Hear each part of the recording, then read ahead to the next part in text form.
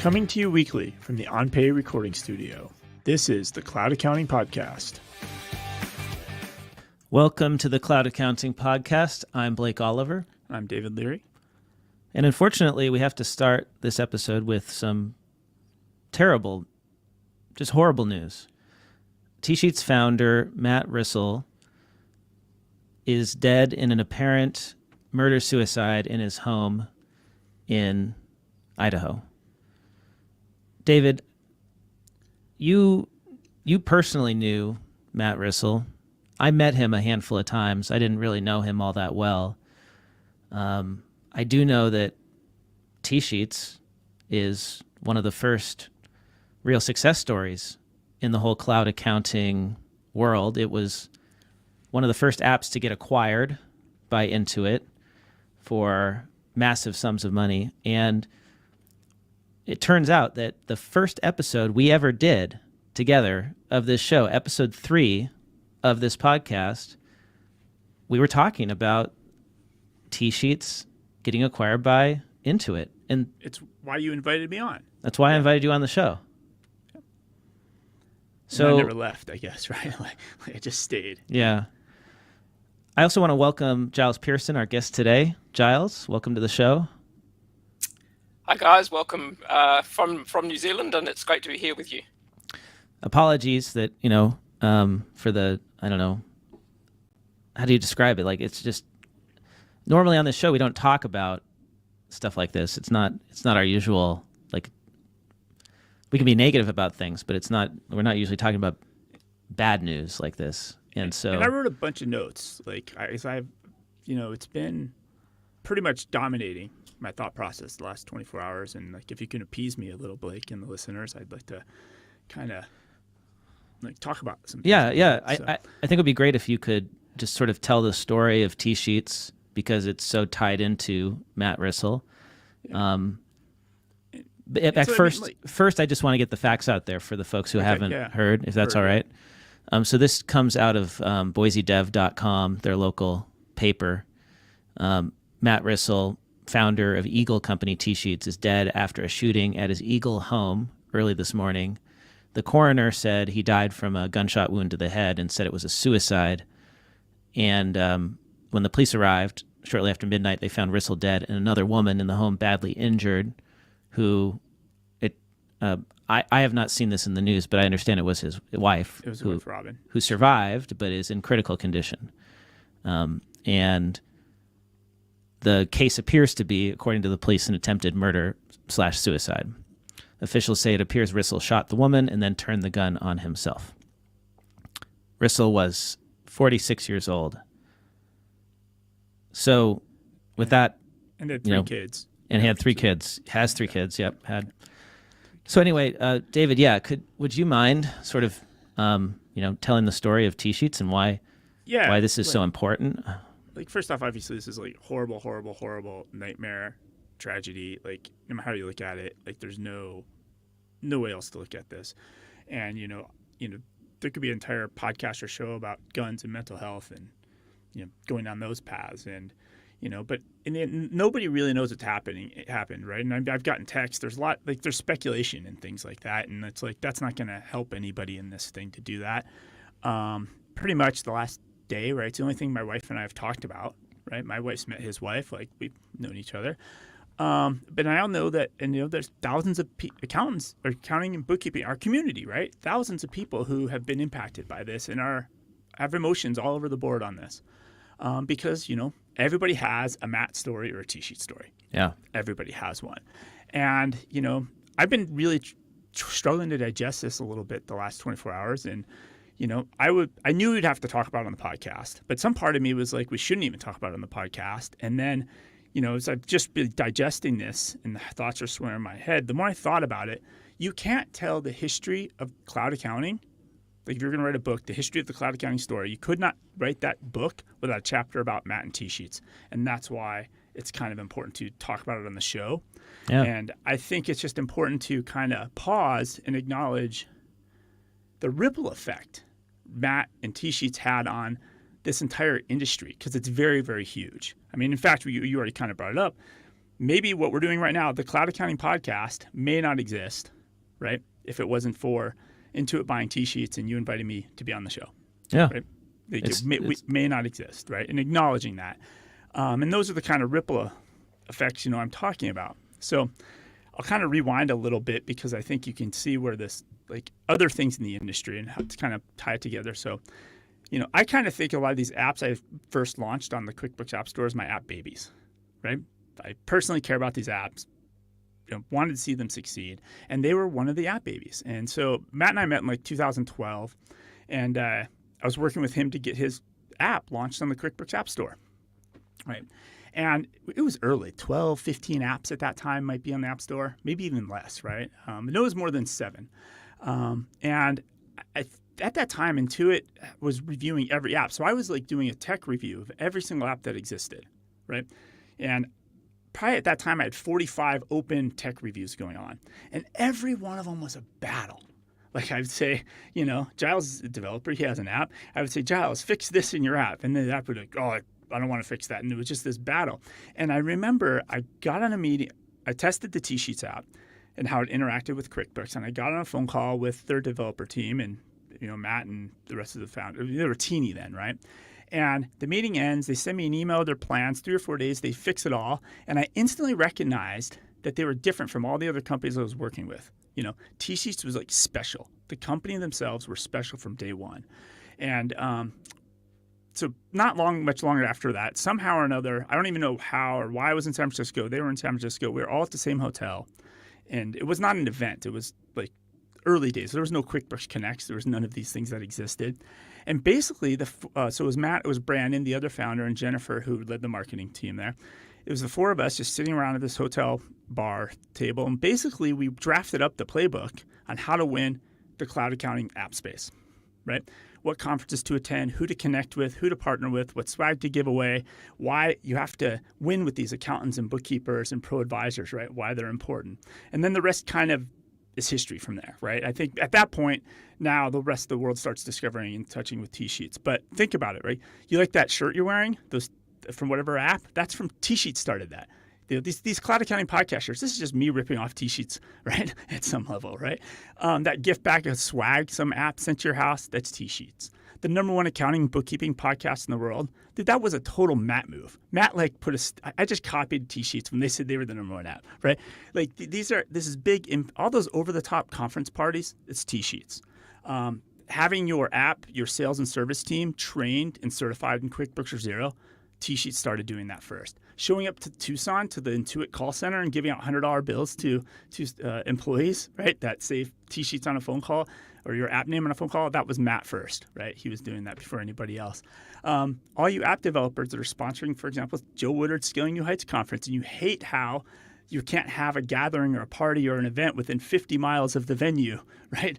Within 10 days of the event. That's the TSheets rule. It's because Matt and TSheets threw these crazy parties. Getting reviews in the QuickBooks App Store. They by far the first app to hit 1,000 reviews. Like miles ahead of everybody else, and they set the bar for that. I'm probably forgetting like 10 other things. Another thing is like Gusto. Zen Payroll and Gusto may not exist where it's at today if it wasn't for TSheets. Basically, long story short, there was a bug in QuickBooks that didn't let developers like TSheets who are tracking overtime send the overtime data to QuickBooks for payroll. And so TSheets had all this momentum and all these customers, and so they would just, our integration with Gusto works, and they would just send them, at that time it was Zen Payroll. And so the first initial waves of customers that were going to Gusto and Zen Payroll were coming from TSheets. Like so apps you're using, right? So I think, I don't want this to become, the other thing to think about too is all these apps you see doing things, right? They're just copying Matt and TSheets. They might not even, these new apps that are on the market today, they might not even know TSheets even existed or witnessed TSheets because they're just copying the 3rd or 4th variation of somebody who copied what TSheets did in this space, right? They created the playbook for how to build an app that solves a particular problem in our profession that integrates with QuickBooks or with Xero now. and I don't want this to get confused with like praise, and because people are questioning, murder suicide, how you praise somebody.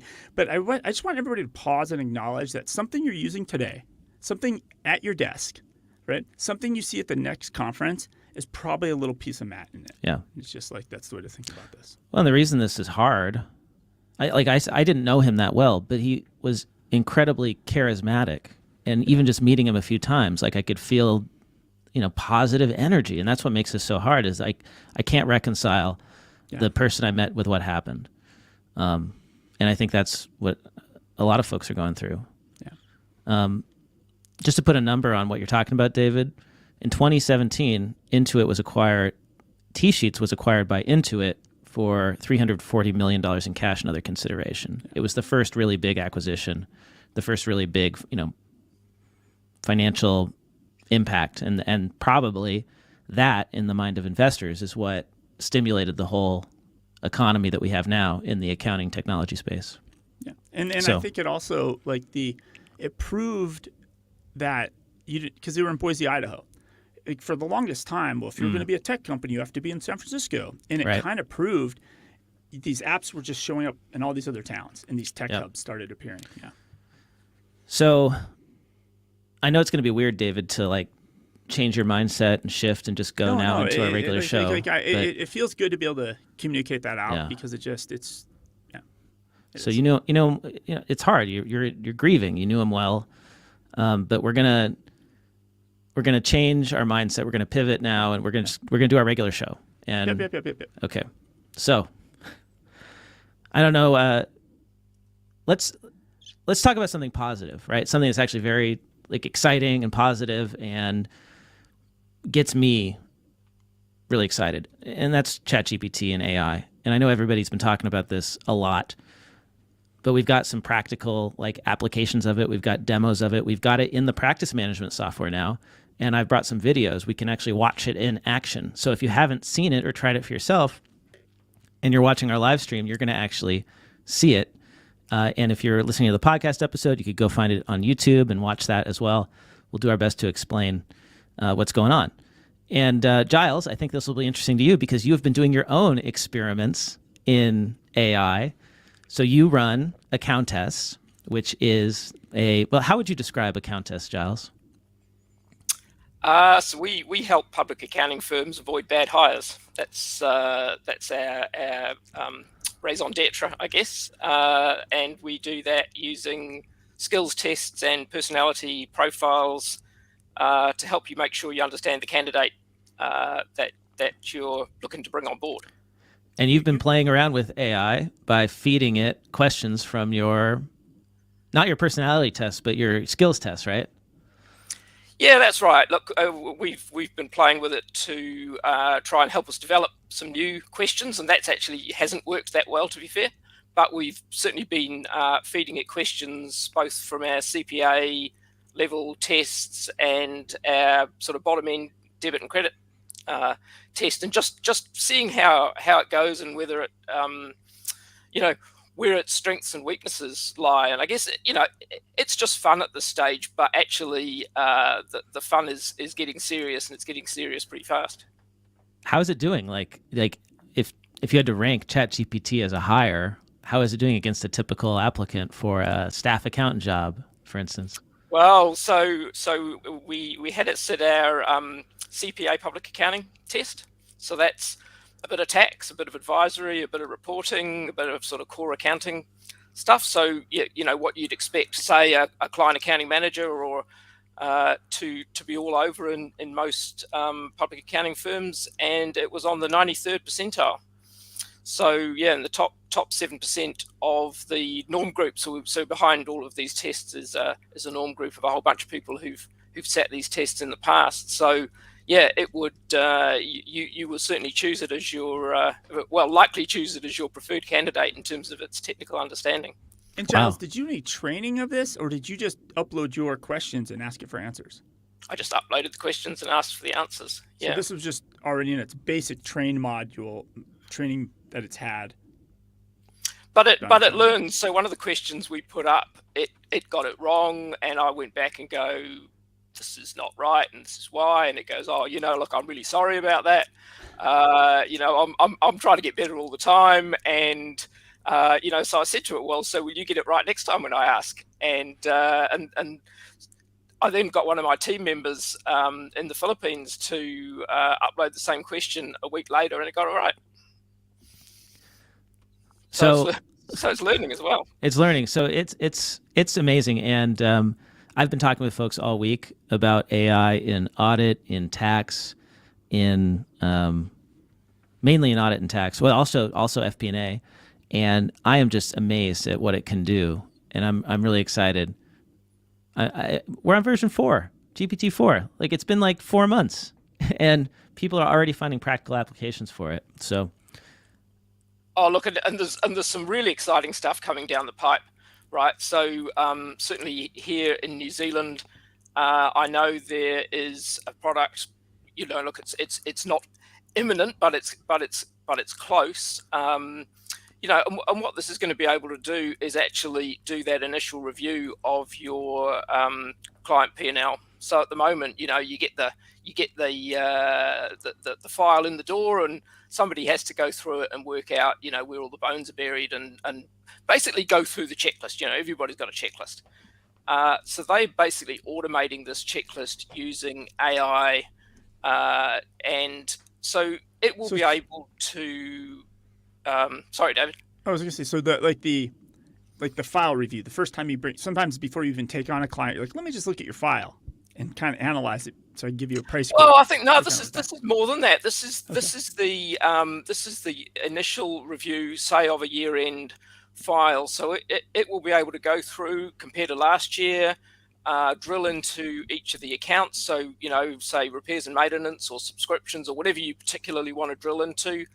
If the invoices are uploaded, go and interrogate the invoice, propose journal entries to fix errors that it sees, and be able to flag transactions that might have a tax impact, so that you'll be able to go, here's an adjusting entry on my tax return.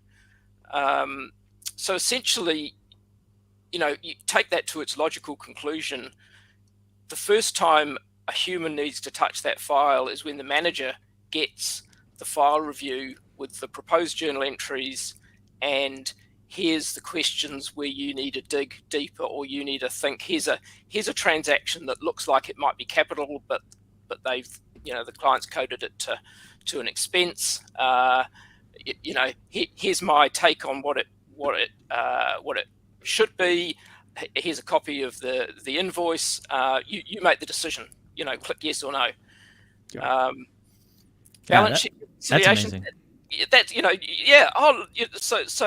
So that's not that far away. And we should say that Giles, you are running Accountests, a technology company helping accountants hire better, faster and with confidence, I think is your tagline. Yep. And but you have a long career in accounting. You were a partner at PwC in New Zealand. That's right. So I was a partner for 18 years and with them for 25 odd years.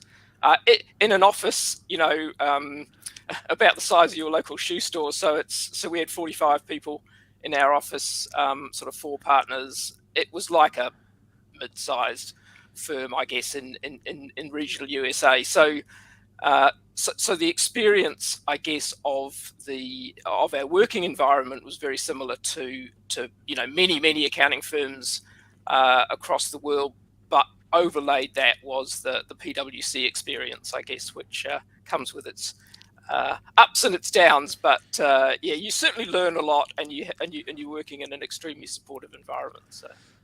So PwC, a little bit different in New Zealand, perhaps, than in New York City, right? But, still Big Four. And it's relevant because we just had a question come in from one of our live stream viewers.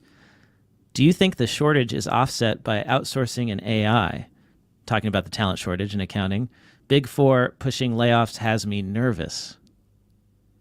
What do you think about that, Giles?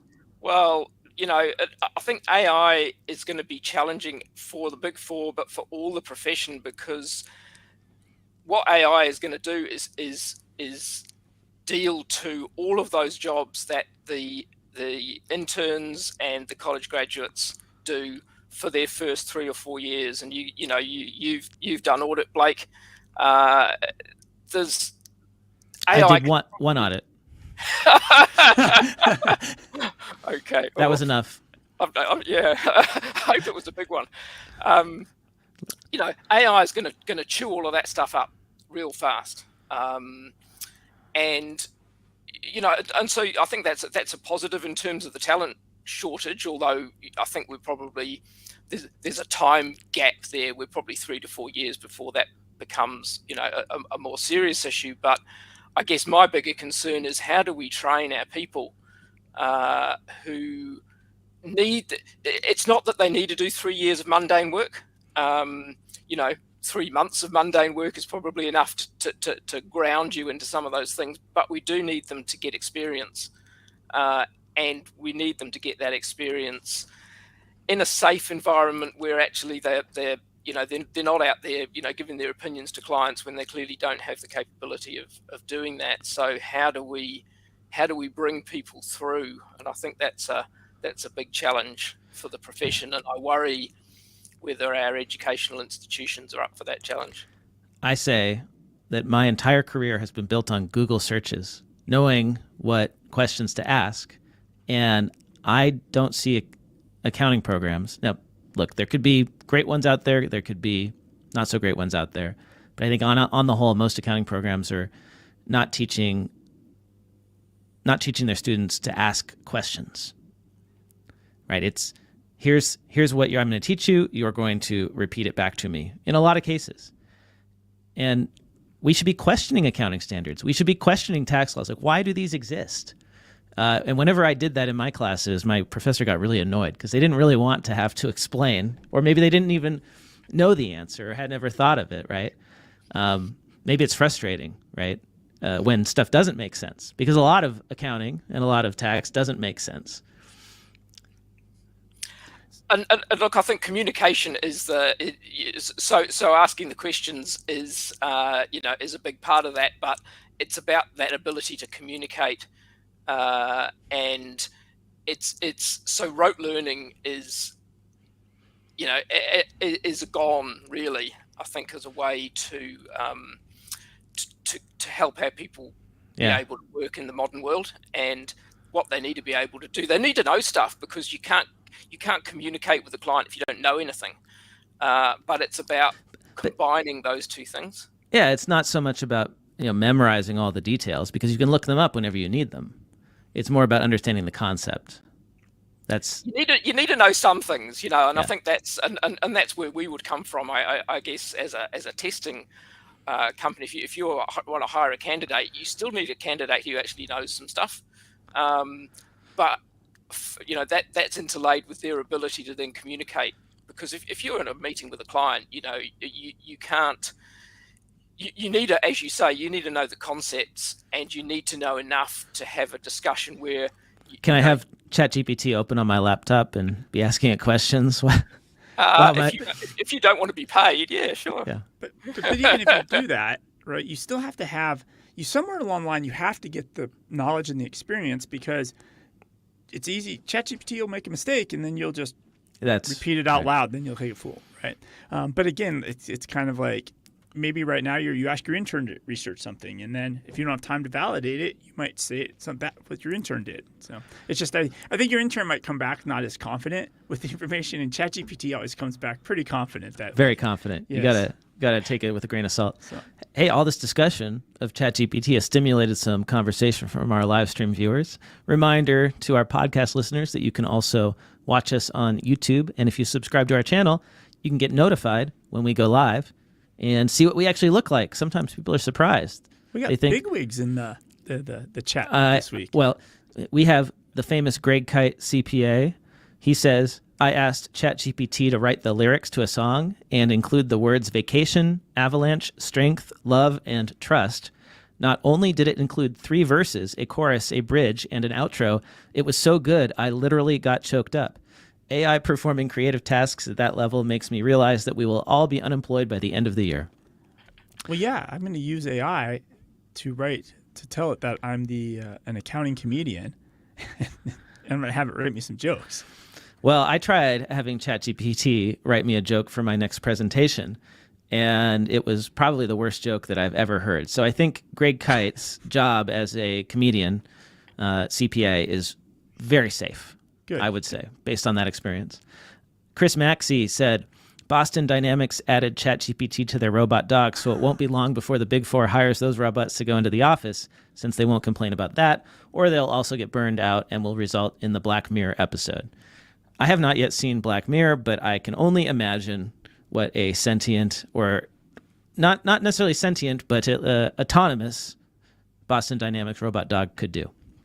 Yes, that will be a frightening future. And Christopher Perez says, soon comes the day when sentient AI starts quiet quitting. Jennifer Johnson said, I had my class use it. Jennifer is a professor at the University of Texas. The better their questions to it, the better their paper was. Some loved it and some were really frustrated. Great learning experience. Plan to keep using it. Awesome. Well, I'm glad you haven't banned your class from using it, Jennifer. I think that the school districts that did that made a big mistake. That's like banning calculators in 1986. I remember, was, yes. David, you brought that story to the show. 82. It was yes. Oh, 82? Yeah, something like that, right? Yeah. And Michael Alleman says, AI can be astounding, but can't ever be astounded. Ooh, I'm going to have to think on that. That's a good one. I might have to steal that, Michael. I'll be sure to give you credit. All right, so shall we see some AI in action? Because that's what's exciting about this week, or the past couple weeks, is we've actually had apps integrate GPT into their software. Yeah, when you start to bring those up, like I'll tell, like I used ChatGPT this week on my own to take unstructured emails of appointments. I like to have flights on my calendar. If I'm going to an event, I like the start and stop times of all the agenda on my calendar, and it takes a little bit of time. You have it up, you create the event, create the next event, right? Yep. And so I was able to take some emails that don't have, where the address is in one paragraph of the location, or two different addresses, and then there's an agenda, or my flight information from plane tickets, hotel reservations. And I basically interacted with ChatGPT to where it was able to give me the iCal file. Well, it doesn't give you the file; it just gives you what to copy. It gave you the code. It gave you the code for an ICS file. And then I just imported it in my Google Calendar, and they're all there. And that's pretty cool. And it was, and I used the intern interaction because it's kind of like the intern. Let's say they put it in your calendar, then you're like, well, on airplane flights, I like to have the airplane emoji, like the departure city, the airplane, and then the landing. In your calendar title. In my calendar, title. Yes. And I told it. Oh, you're so demanding, David. And then it did it and put it in the iCal file. But then you can take it a step further. So I can just paste in the flight info from Southwest in there, right? But then I'm like, I also, when you do that, put in an appointment for an hour, 2 hours before the flight to drive to the airport. So it's putting that appointment in for me, right? It's putting in, check in for the flight the day before. So instead of me one airplane flight results in 3 calendar appointments. So instead of me doing all 3 of those, it's able to do that, right? And so it's a lot of back and forth. But if it could just give you the file, and the next step, I guess, would be how do I connect through Zapier so it just puts it in my calendar. And that will be possible very soon with the plugins feature, which I'm on the waitlist for, but I still haven't gotten access to it. But apparently you can connect ChatGPT to Zapier, and then if you can connect something to Zapier, basically you could do that, David. You could have it create the event on your calendar. And at first, there was a little dancing. At first, it wouldn't import the file in. It wasn't correct. It wouldn't import it in. So I used some website that was like a iCal validator, and it gave me 28 errors that ChatGPT did wrong in the file. So I took all the errors and pasted them back in, and it fixed them all. And then the next file I took, and then I imported it in. It was pretty impressive. That's amazing. Yeah. All right, so let's check out these 4 different videos. They're very short, and I just cut it right to the part where we're seeing the AI in action. So the first one is going to be Client Hub, because I think they actually might have been first to this. And what they have done is they have created you ask the AI to create you a checklist, and then it goes and creates you a checklist. So this is Judy McCarthy, the founder of Client Hub. So previously, we had a pretty good library of job or workflow templates here that you could select from. But now we have unlimited templates because we have Magic Workflow. Magic Workflow uses AI power to allow you to create a job just based on a description. Let's give it a try. Let's say I'm going to create a job to post sales from Shopify into QuickBooks. Okay, let's push the button and see what AI comes up with. And all she did was she said, push Shopify data into QuickBooks. She wrote that into the job description. This could take up to 30 seconds for it to create that job for us automatically. But when we get there, you're going to see, look at this. We have the job, we have the tasks, and when we click on those tasks, we even have the task details. So we're going to export sales data from Shopify to a CSV, import that into QuickBooks using the import data feature, match the sales transactions in QuickBooks with the corresponding bank deposits. This is amazing. And then create sales receipts, record fees and expenses, and reconcile accounts. So based on that initial description, just post sales from Shopify into QuickBooks, GPT has created 6 or 7 tasks with descriptions in those tasks for more detail. And that's a great starting point. And I love this use case because it's one of the reasons that a lot of firms get stuck implementing practice management software is they realize as they're implementing that they don't actually have any processes. And then they get stuck creating the processes while they're trying to implement the software, and then nobody ever uses it. Go ahead, Giles. I was just going to say the staff get frustrated, and you've always got those people in the team who are slow adopters, and they drag the whole team down, and the whole implementation either just drags on, or as you say, people just give up. So the next one. Or before you jump to the next one, Blake, yeah, I was going to say, so the beauty of this is having this built in the app is the real time savings. Because I just opened up while you were doing the video, and I went to ChatGPT and I said post sales from Shopify into QuickBooks. I have the same kind of list of steps, but now I got to take them and manually copy paste one line at a time into the other app, which is just bananas crazy. But now you could just use the app and do it, and I don't even need to have a ChatGPT at all. Right, and that's where this is going to be interesting. Is people are just going to be using it like that in many apps, right? So that was creating tasks in your task management, workflow management software in Client Hub. Now let's look at what Canopy did with helping you draft emails to clients.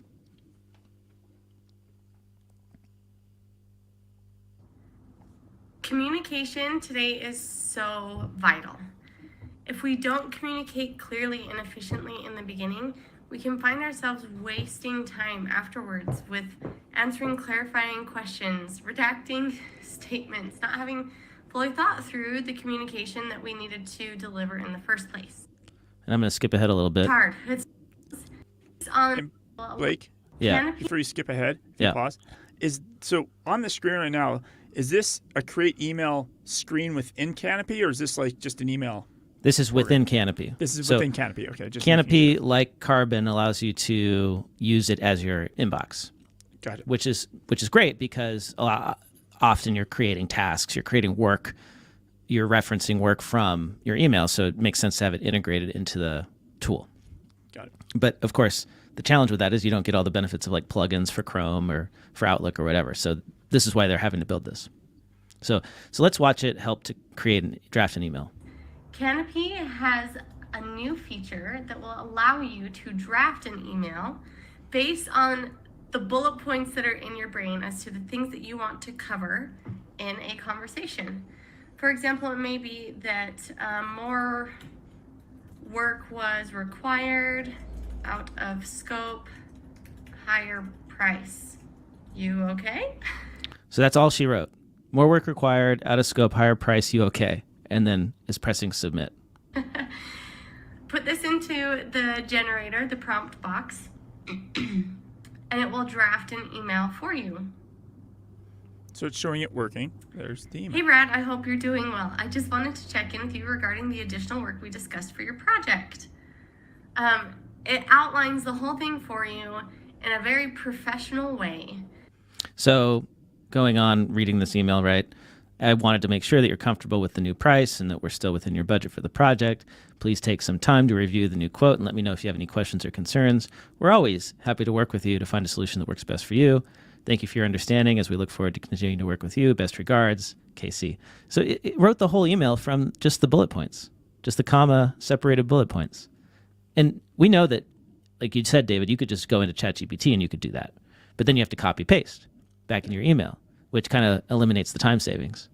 So I thought this was so cool. And then Karbon came along this week and took it to another level. So let's watch what Karbon has done. All right, so here I am inside Triage. The And Triage is Karbon's email inbox. first thing I hope you'll notice if you scan down the right-hand side is the priority labels.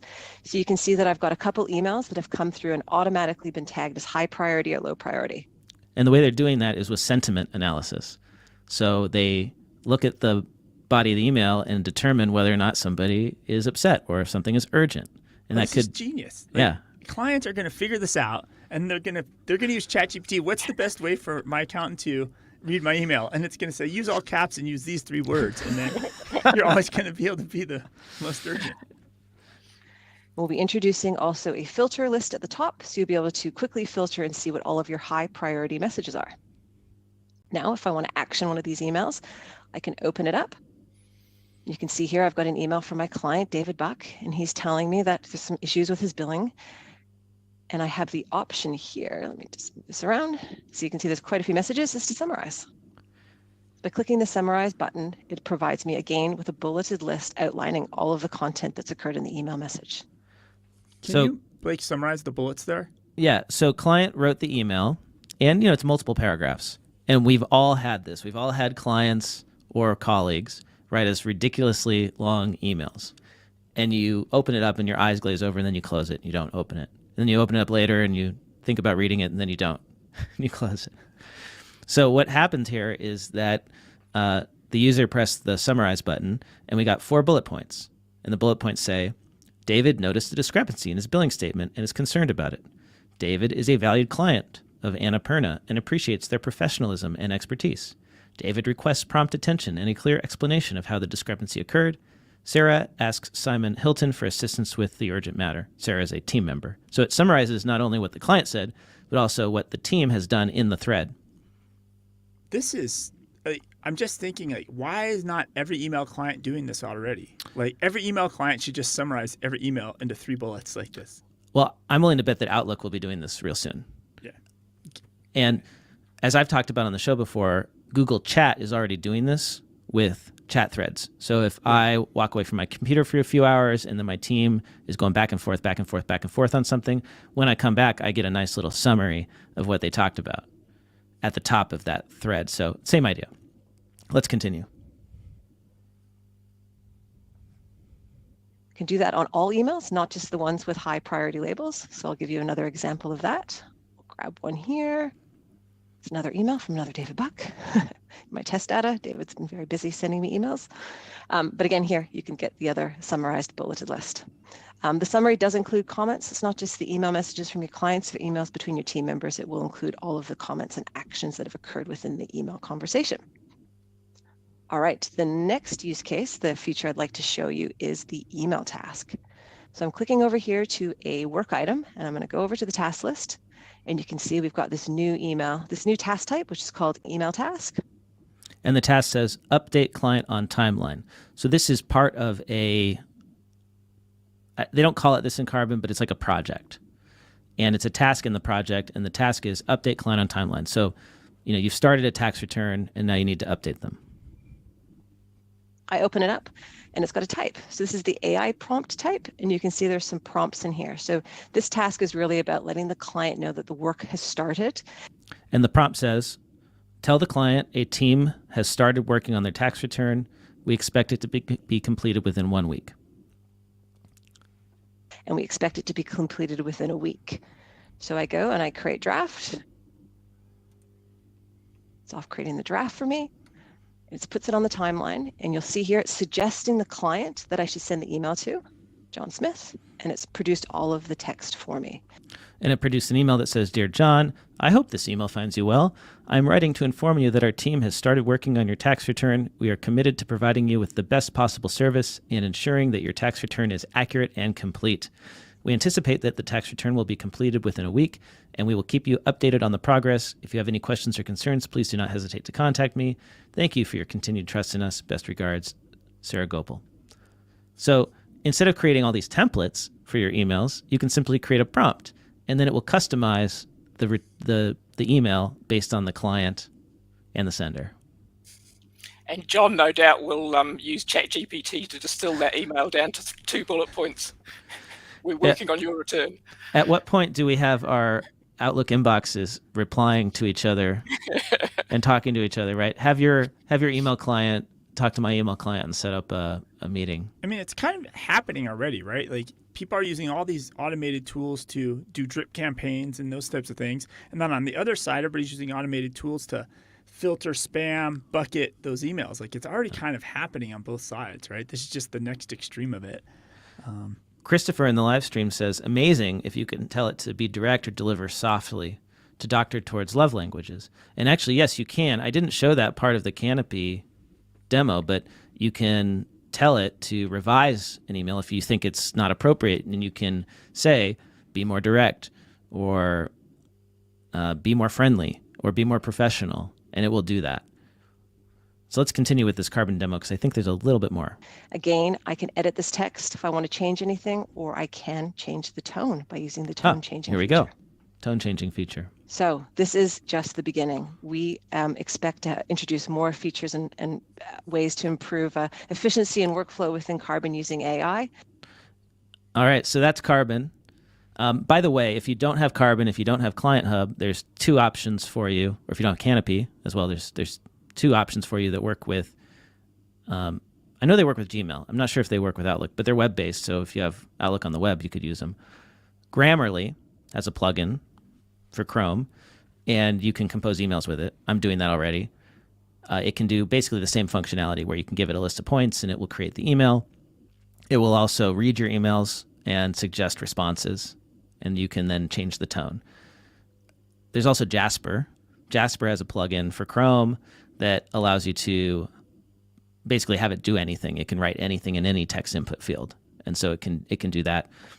And it can also, rephrase what you've written. And I use it all the time. I'll write an email and then say, like, make this better, and then it generally improves it. Giles, are you using? I know, like I talked about, I'm using AI to do some stuff. Blake uses it now on a regular basis to write emails and things. Like, are you using AI, like, outside of you playing with it and testing it, like you on a personal level? Are you using it? Yeah, if I'm composing, I guess I don't do a lot of sort of regular emails, if you like the ones we just looked at. But if I'm composing, I actually still will do that. I guess that's just the way I think. I type and think at the same time. But when I've finished that, I then put that into ChatGPT and as Blake said, get it to improve the tone and make it more readable. So improving the output, but in terms of developing the content, I guess that is still the bit that it's the same as that communication piece. It's the bit that us humans still have to work out. I've got one more real quick. Before you jump to that one, Blake, I this is AI related, and it's kind of because actually, but I'll be mine. Go ahead. I just want to show you guys. So Financial Sense, it's Financial Sense is the last one I wanted to mention. They also have their practice management solution. They've also integrated with GPT, similar to Client Hub. So if you're on our live stream, you can see this. They've got this create a template using AI feature where you type in something like create a checklist for monthly bookkeeping for a construction company, and then you hit generate, and it creates all the tasks based on that. So reconcile bank and credit card accounts. It'll say, let me pause this. Oh, you can't pause an animated GIF. Track and all the job-related expenses. Anyway, it's a customized checklist with like 12 things for a construction company that would be customized to that. I dropped in the private chat, Blake, a link. Private chat? Yeah. Okay, I'll pull this up. So this is at some level, like this is a genius post from Expensify at some level. So Expensify, everybody vanity searches, right? So they Expensify wrote a whole blog post about how they asked ChatGPT what the best expense management app is, and of course, Expensify came back number one. And what they did is they did variations of it asking this over and over again. So basically, they have a screenshot of ChatGPT, but then they would type in a summary of what ChatGPT said. So now what they basically did is they wrote a whole new blog post about how great Expensify is. So when the next, even in their conclusion, they say it's very obvious this is being trained by what's on the web already. And now they have a whole nother blog post that talks about why it's the best product. So the next time the model's retrained, it's going to see this blog post and just reinforce its learning. I think it's kind of a genius blog post by Expensify here. So will AI manipulation become the new SEO, right? Creating posts so that, like Bing now searches the web and integrates with ChatGPT, with GPT-4. So you could manipulate the results by creating a post specific to a certain question. I guess it's the same thing as SEO that we've already been doing. Expensify dominates the expense reporting landscape in English-speaking countries. Expensify partners are the most influential people. Like it really is. This is really just a genius blog post. Yeah. They gave them a way to write about themselves without writing about themselves. It's really smart blog post. I've got one more app for you, David. This is not practice management though. It's an app called Sturppy. Have you heard of Sturppy? Hopefully I've never caught that. Sturppy. It's not a disease. It's not a pharmaceutical. It's financial modeling for startups.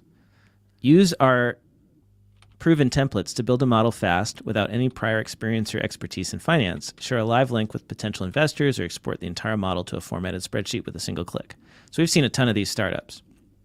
And what Sturppy's done is financial dashboard, financial modeling, replacing Excel for doing financial models. And what caught my attention about Sturppy is that they now have what they're calling their GPT-4 virtual CFO. So I think the best thing to do is just simply to see it in action. Hello, founders. John Ladaga here, co-founder of Sturppy. Today, I'm super excited to announce a brand new feature just coming into alpha that we've released for Sturppy Plus. So we are releasing today CFO Chat. CFO Chat is basically a personal AI CFO available 24/7. It's trained on your live data. So you connect your Xero, your QuickBooks account, all your accounting data, your analytics data, and then you can actually query that data, provide insights, create graphs, everything that you potentially would want from a data analyst or a fractional CFO.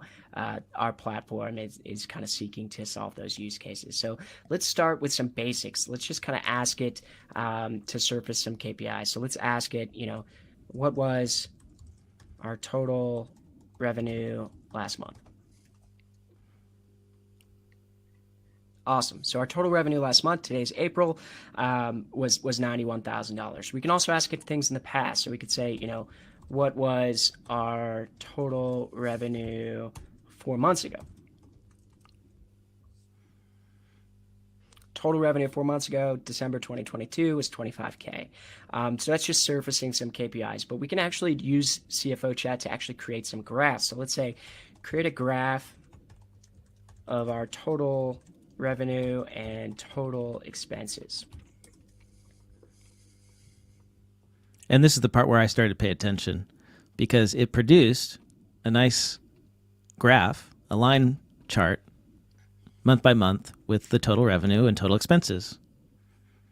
It's right there. It actually has an image. I think that's the important part here. Yeah, it's an image, right? So no Excel graphing required, no exporting of the data, nothing of that, just instantaneous chart.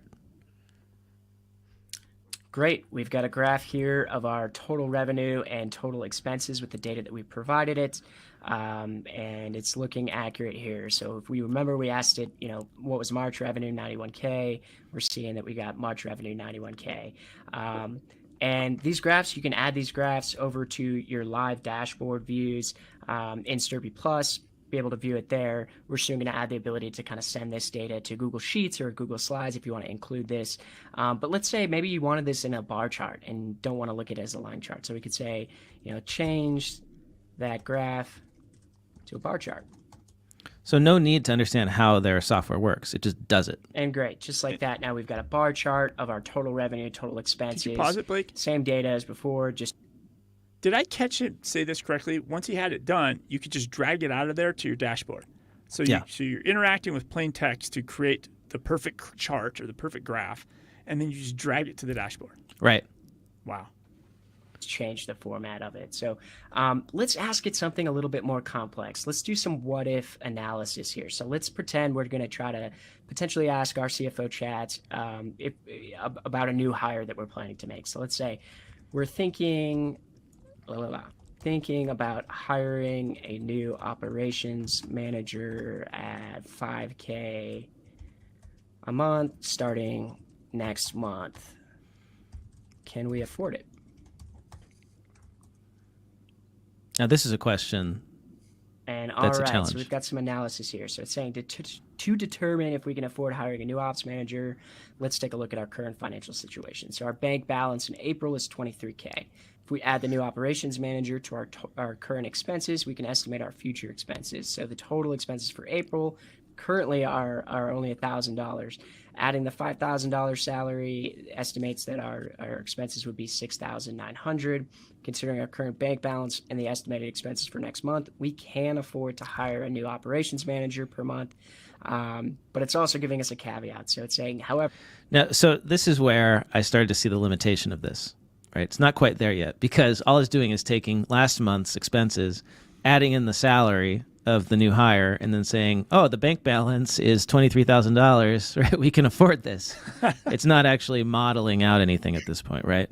But, I mean, you can see how it could get there, I think. Well, when you think that ChatGPT can work out, for example, and these are in our tests. So we got it to work out the working capital. We got it to work out, receivable days. So when you can start getting this sort of model to do that for you, I think then it becomes, you really are providing that sort of virtual CFO service, at a much higher level. Yeah. I think that they'll get this to the point where in Excel you'll have a plugin that will be able to like create and update financial models, just like an Excel wizard does now, like a person who's very well trained on it. I wonder if that like job of Excel jockey is going to go away. A lot of it will be completely automated. These people who do financial models, analysts, right? Financial analysts, that's been like one of the fastest growing jobs over the last, ever since the computerized spreadsheet was invented, right? We got millions of them now. Or 1 million, I think. You don't have to memorize the formulas anymore. You just say what you want. You don't have to know the formula. You just say what you want. So you still have to know what you want, right? You have to know that this is not the right way to decide if we should hire somebody. Just looking at last month expenses, adding in the new expense, and then looking at the bank balance, right? It needs to be more sophisticated than that. But I think we'll get there. So this shows like some promise, right? And so he goes on, he asks a few more questions, and we kind of get the same limitations, right? It's not actually doing the financial modeling yet, but I think it'll get there. So that's it. Those are the demos that I pulled out for this week. If we missed anything that you all think that we should be looking at, like some cool AI integrations in accounting products for accountants, if you're listening, let us know. Email us, cloudaccountingpodcast@earmarkcpe.com. That's cloudaccountingpodcast@earmarkcpe.com. Or better yet, tag us somewhere on social media because we see all that. And send us the link to the video. Anything else this week, David? We used up all the time on AI, and I think it was worth it. I think just like with every time there's technology or anything to do with tech, our Congress people show that maybe they're not getting it. I don't know. You got to bring us down with politics right at the end, David. So there was a letter written. It was Senator Chuck Grassley and Senator Maggie Hassan. So Chuck Grassley's Iowa, Republican from Iowa, Maggie Hassan's Democrat New Hampshire, Ron Wyden, Democrat Oregon, and James Lankford, Republican in Oklahoma. They sent a letter to the IRS new chief, Rissell, right?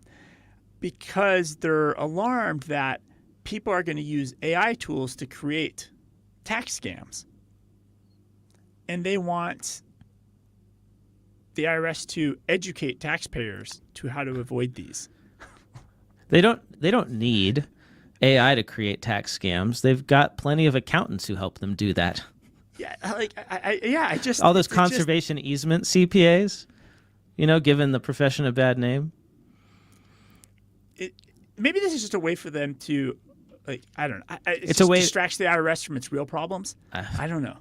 It's a way to write letters and be in the news, I guess, right? Rissell should use ChatGPT to write a response letter to them. Yeah, that'd be the best thing ever. That'd be great. Actually, I was talking with Chris Vanover of Audit Club, and he told me that they were using ChatGPT to write comment letters on proposed accounting standards changes. A great example of using it. Right?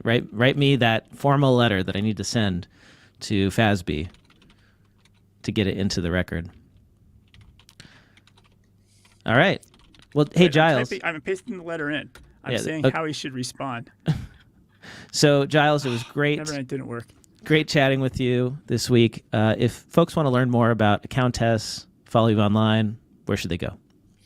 They can go to www.accountests.com and to follow me, LinkedIn is usually the best. Giles Pearson on LinkedIn. Awesome. Thanks for joining us, Giles. So much fun having you on the show, and hope to see you around soon. We're going to go for a hike here in Arizona, right? We are. It's going to be hot, I think. I can't not like last time, which was a bit cool. But I can't believe you're coming to Phoenix in June. Like, what madman comes to Phoenix in June? That's how I knew that we would get along. Right? Somebody who's budget conscious. It's true. You can stay at all the best resorts for nothing. For nothing. My favorite thing is being a local, and there's no tourists around, so you can go to the 5-star resort and pretend you live there. All right. Talk to you soon. Bye, David. Bye, Giles. Everybody. Bye.